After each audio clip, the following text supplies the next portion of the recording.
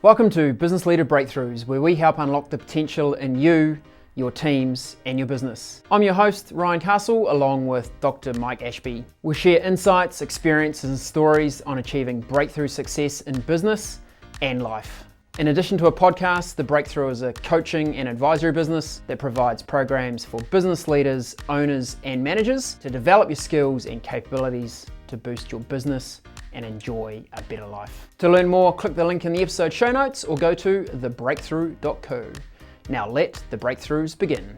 Mike, welcome into this week's episode of the podcast. Thanks, Ryan. Yeah, great to be here again. Great to be here. We've got a topic we'd like to discuss today, and it's around mindfulness. Something that many of us have probably associated with meditation, yoga. There's probably an entire movement currently around people living their lives in a more mindful way. Everything from taking care and thinking about how you're eating, to taking time out to ponder life. What's our context around mindfulness? Our context is mindfulness at work, and that's at both levels of physically at work and mindfulness in kind of operation, if you like. It's steeped in the Eastern tradition, particularly around Buddhism, and it is about simply being present and open in the moment. Now, at the moment, for the last few years, the last maybe 20 years, it's probably been 10 to 15 years, it's been coming into vogue pretty heavily. Yes. A lot of association with meditation, which is wonderful. We're both proponents of meditation. But mindfulness at work is a different piece. And it really is quite a fundamental philosophy that we've got in our programs about the stuff at work they're actually all vehicles for exercising mindfulness. And there's no meditation involved. Mindfulness is simply being present and open and engaged in the moment. I guess the setting for that is that most of us live in default settings. We cruise on autopilot, we do what we've always done, our brains, they use a lot of energy, so what our brains like to do is seek out the familiar. Our minds are always likely to go for the easy answer over the right answer. And habit. Because habit takes very little conscious thought. It's something we can just cruise on through. We've probably all done that one where we've driven to work and gone, you know what, I actually can't remember a single part of that drive because it was all on autopilot. It was through habit. And if we bring that autopilot state into our workday life, our chance of greatness is reasonably slim. Our path to greatness is somewhat blocked. It is. And I think the autopilot bit is, again, our brains.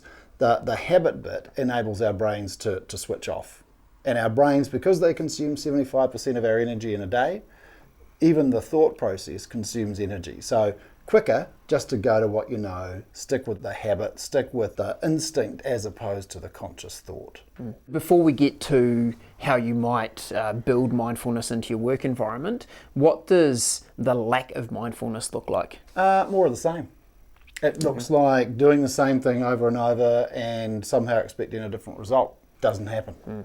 I observe a lot of people operating in the busy, and they are in this mindset, I've just got so much to do and I don't have enough time to do it, and they're really just jumping from one thing to the next, not really being very present around what is this task or this next project that I'm doing. Is it going to add value to the organisation? Is it the best next use of my time, my resource, my energy? And really just jumping from one thing to the next. We see a lot of, or I observe a lot of people doing inbox reaction. So what's the latest thing that's arrived in the top of my inbox? Has it got an urgent marker on it? Cool, I'll just jump in and start doing that. Totally. Not actually stopping to reflect and be mindful about is that the next best thing to be doing? Kind of mistaking activity for results. Yep, that's great insight. We saw recently a very good example of someone who is in the middle of a project and they've got lots of bits, but they're all just bits and they're just transactions and they're solutions to this problem and that problem and that problem,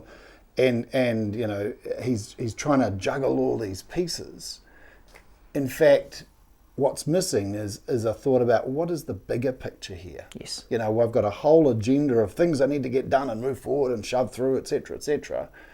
What is the overall piece and how does this fit? And would we be better? There's a whole layer of thinking missing. You can just see that it's kind of unrelated bits as opposed to starting from, we talked in a podcast about principles. Yes. And one of the principles being, what is it that we're trying to achieve here? And then which would be the bits that would make sense? You might come up with the same answer. I bet you wouldn't. I bet you'd come up with more patience, a more thoughtful approach, a more thought through approach, which is going to be more sustainable and enduring. I mean, if you just chuck solutions at things and random activities, all you're really doing is kind of, you're like one of those lovely swans, beautiful and graceful, and underneath their feet are going like this, right?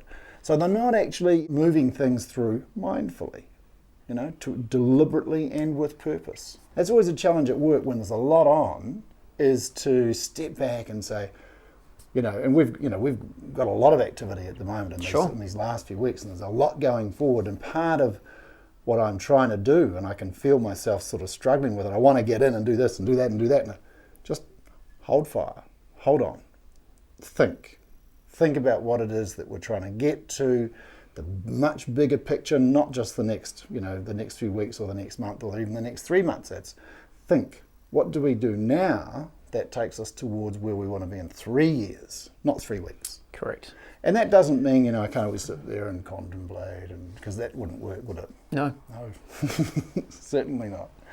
Look, I find some things that work well for me. Firstly, the acknowledgement that there will always be more things to do than there is time to do it in. Let's just acknowledge that fact. Sure. I've been asking business owners and business leaders for years, have you ever left the office at the end of the day and not have another single thing you could do? I'm yet to have someone say that's been my case. All right? So there's always will be more to be done. So that suggests that we have to get really clear on, we've got more to do than what we've got time, so what are we going to spend our time on? Exactly, yeah.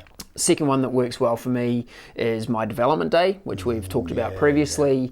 The importance of stop doing the task activity, spend the time on the business, going how are we going to grow and evolve, and what does our 3-year picture look like, not our 3-week picture. And then we as an organisation, we use an application called Asana for our task and project management and figuring out what we need to do. So I really have 2 core projects that I run. One I call my helicopter project, which is looking at the organisation overall, giving consideration for where we're headed, what's our vision, what are the core components, people, customers, products, that really high level helicopter view, literally. I review that once a week, going, where are we headed? Are we still trying to nail these things?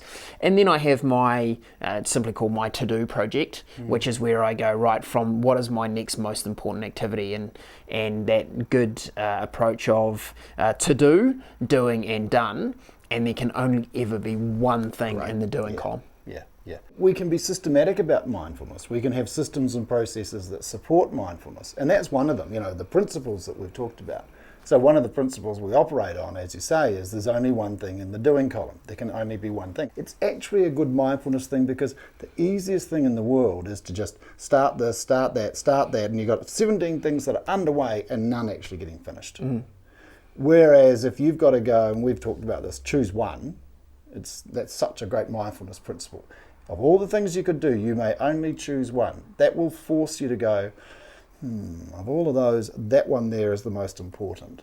That's an act of mindfulness. You are present, you're engaged, you're going, there's all this stuff going, you're actually thinking about it, as opposed to just going in alphabetical order or date order, or the list of, whichever one's been kind of written over the most with the most exclamation marks, So even that is an example of mindfulness.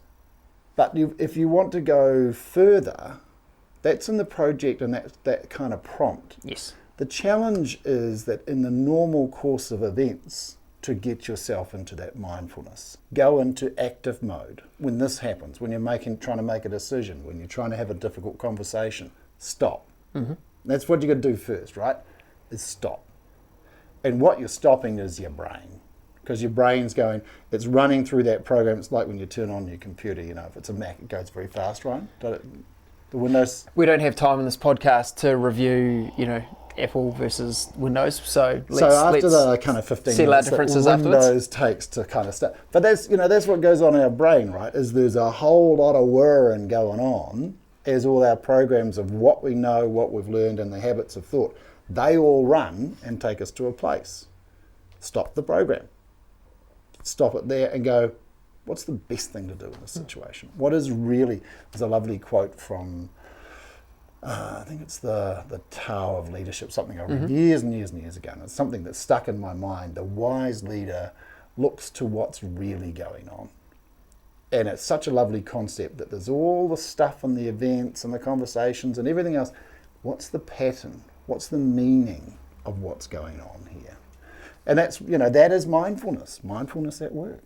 Yep. So if someone was wanting to start with being more mindful at work, what would be some easy tips for them to get started? Well, I guess the next time that you're going to start an activity, the next piece of work you're going to do, whatever it is, stop and say to yourself, is this something only I can do? And that's great first question. It's a great first question because, well, no, actually somebody else could do it. Well, so why are you doing it? And you might choose, you might go, there's another opportunity for mindfulness because you can go, I'm not even going to answer that question and just do it. It's bloody annoying, yes. Mindfulness question. Or you might say, well, because they don't or I don't or whatever, and then you're suddenly there and looking at the reality of the situation as opposed to the appearance of the situation. So the symptom is, I've got to do this thing, but the reality is, I'm doing it because I don't have confidence in this person's ability, because I haven't trained them, because et cetera, et cetera, et cetera. Great place to start. I think that's a really good place to start, and then trying to identify the next piece that's going to add value or is literally important, not urgent. And we've mentioned previously that idea of just pausing for a moment, going, how important is this thing going to be tomorrow, next week, next month, next year? And it really gives you some space to go, actually, maybe this thing is not that important. And we've done that with our members, and quite often what they thought was the next most important thing, when they've given it the space to go, how important will this be in a month's time, they're actually like, you know what, that is not the most important thing I should do next. And that's another great mindfulness at work prompt. How important is this? Because it makes you stop and it makes you think, and you have to engage your brain. Because when you're saying how important is this, you're doing something that our brains actually really try to avoid. You're asking your brain to do the hardest thing in a way, because you're saying it's like priorities. It's going, how important is this relative to that and that and that? And then you imagine a future where you've done that, and you imagine a future where you've done that, and you say, well, that's a better future than this. And, it's actually quite a calculation. That's mindfulness, as opposed to just going, that, because it's, either easier or faster or somebody's screaming for it or whatever else, which is just default thinking. Actually mindfully choosing this over that, it is an exercise in mindfulness. So you've been deliberate to that extent. For those of you who may be a little skeptical around mindfulness, and I think there is a certain amount of the population, they're like, mindfulness, it's that, all that stuff. Yeah. Just think about if you had every single person in your organisation thinking very, what we call actively or mindfully, every time they're about to start something, they were asking some of these questions. We've seen it. We know what a difference it makes to organisations. It's transformational having your whole organisation thinking through in that way. So give that mindfulness a try when you're about to start your next task. Stop and ask some of those questions about what's going. See how it works for you. And I think that's a wrap for today. That's a wrap. Thanks, Ryan. Okay. Thanks, guys. Bye-bye. Cheers.